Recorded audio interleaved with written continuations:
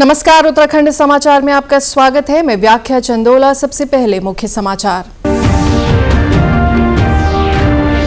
राज्य आंदोलन के प्रणेता और पहाड़ के गांधी स्वर्गीय इंद्रमणि बडूनी जी की 99वीं जयंती आज प्रदेश भर के साथ साथ टिहरी स्थित पैतृक गांव अखोड़ी में कार्यक्रम आयोजित कर श्री बडूनी के आदर्शों और योगदान को किया गया याद।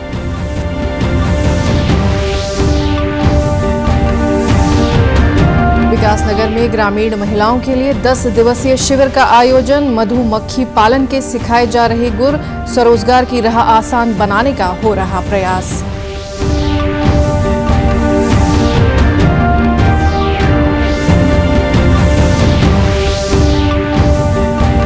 और पौड़ी गढ़वाल में नेटवर्क कनेक्टिविटी को लेकर सांसद अनिल बलूनी गंभीर। जिलाधिकारियों से नेटवर्क की समस्या वाले स्थानों की मांगी जानकारी। गढ़वाल में बेहतर नेटवर्क कनेक्टिविटी का दिया भरोसा।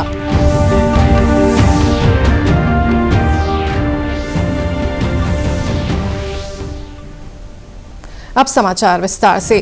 राज्य आंदोलन के प्रणेता और उत्तराखंड के गांधी के रूप में जाने जाने वाले स्वर्गीय इंद्रमणि बडूनी जी की 99वीं जयंती पर टिहरी जनपद में कई कार्यक्रम आयोजित किए गए। इस अवसर पर उनके पैतृक गांव अखोड़ी में भी कार्यक्रमों का आयोजन किया गया। विकासखंड भिलंगना के सभागार घनसाली में आयोजित कार्यक्रम में पूर्व मंत्री दिनेश धने ने स्वर्गीय बडूनी जी के चित्र पर माल्यार्पण कर उन्हें श्रद्धांजलि दी। इस अवसर पर उपस्थित वक्ताओं ने राज्य गठन के दौरान बडूनी जी के संघर्षों को याद किया। पूर्व मंत्री दिनेश धने ने कहा कि राज्य निर्माण में बडूनी जी ने अपना सब कुछ न्योछावर कर अलग राज्य की लड़ाई लड़ी। उन्होंने कहा कि हमें स्वर्गीय इंद्रमणि बडूनी जी के आदर्शों पर चलते हुए दलगत राजनीति से ऊपर उठकर राज्य के विकास के लिए आगे आने की जरूरत है।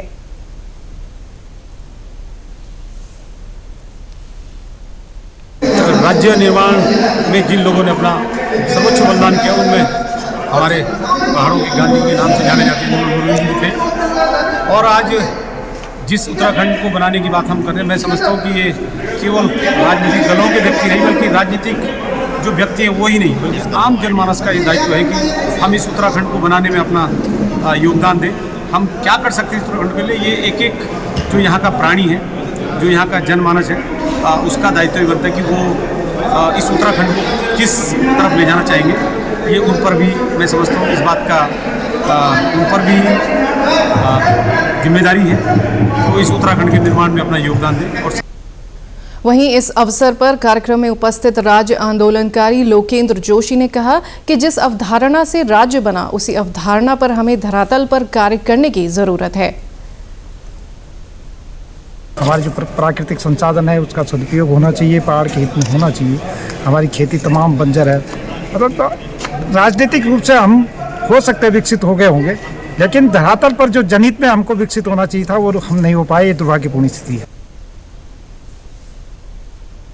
ये अगली खबर विकासनगर से, जहां पंजाब नेशनल बैंक की ग्रामीण स्वरोजगार योजना के तहत इन दिनों 10 दिवसीय मधुमक्खी पालन प्रशिक्षण शिविर का आयोजन किया जा रहा है। कुंजा ग्रांट में आयोजित इस प्रशिक्षण शिविर के जरिए ग्रामीण क्षेत्र के लोगों, खासकर महिलाओं को उनके आसपास ही स्वरोजगार से जोड़ने का प्रयास किया जा रहा है।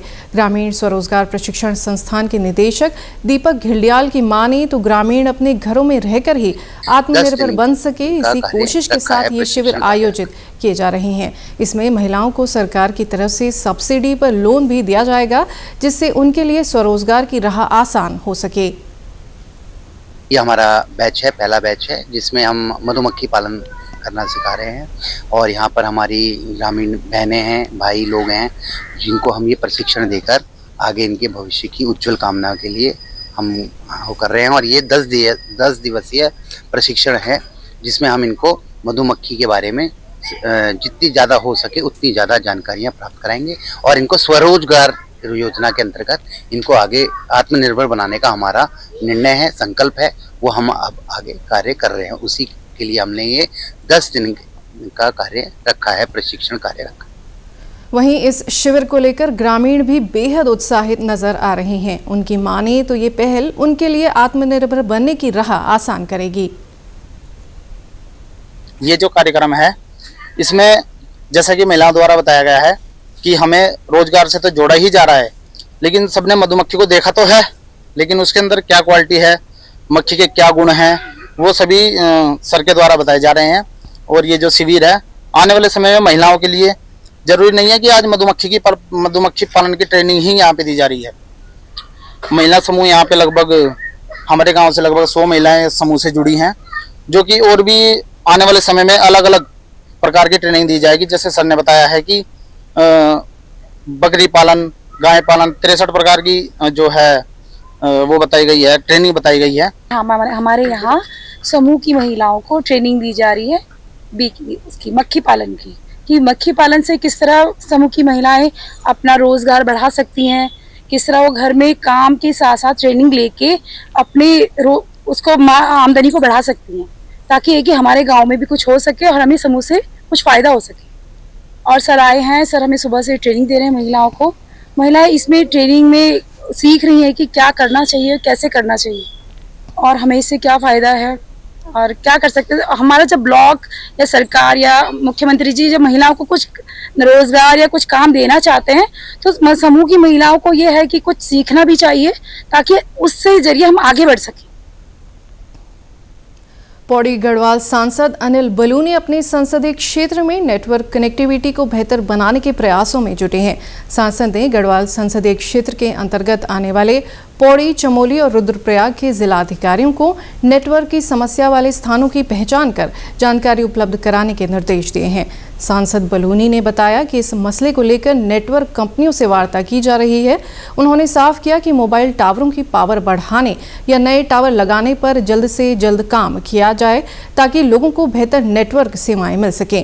उन्होंने भरोसा दिलाया कि गढ़वाल संसदीय क्षेत्र में किसी भी डार्क जोन को मोबाइल कनेक्टिविटी से महरूम नहीं रहने दिया जाएगा। हमारी गढ़वाल लोकसभा के अंदर 3 जिले हैं प्रमुख रूप से, जिनमें यहाँ पर एक दिख रहा है।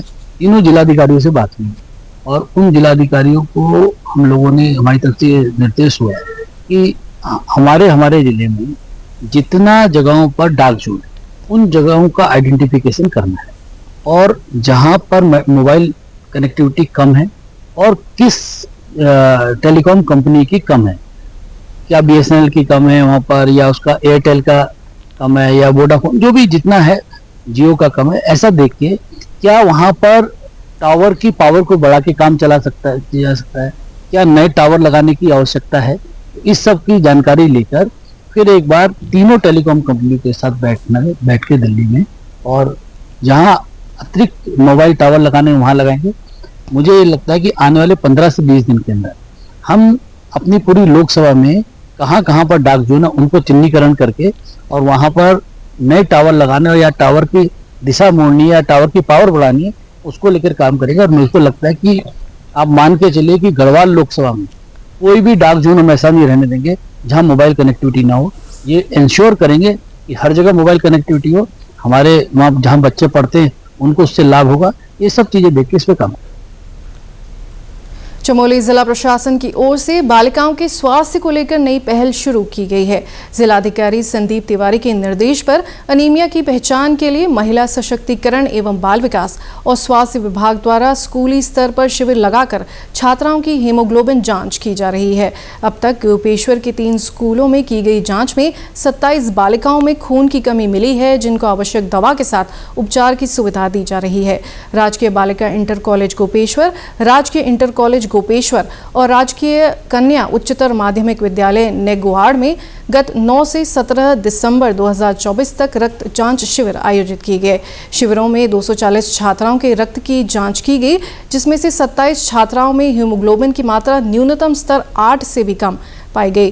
जिलाधिकारी ने कम उम्र की बालिकाओं में मिल रही खून की कमी पर चिंता जाहिर करते हुए बाल विकास, स्वास्थ्य और शिक्षा विभाग को समन्वय स्थापित कर हीमोग्लोबिन की कमी वाली छात्राओं को आवश्यक दवा और न्यूट्रिशन किट उपलब्ध कराने के निर्देश दिए हैं। इसके साथ ही उन्होंने अधिकारियों को जनपद के सभी विकास खंडों में बालिकाओं की हीमोग्लोबिन जांच शिविर आयोजित कराने को कहा।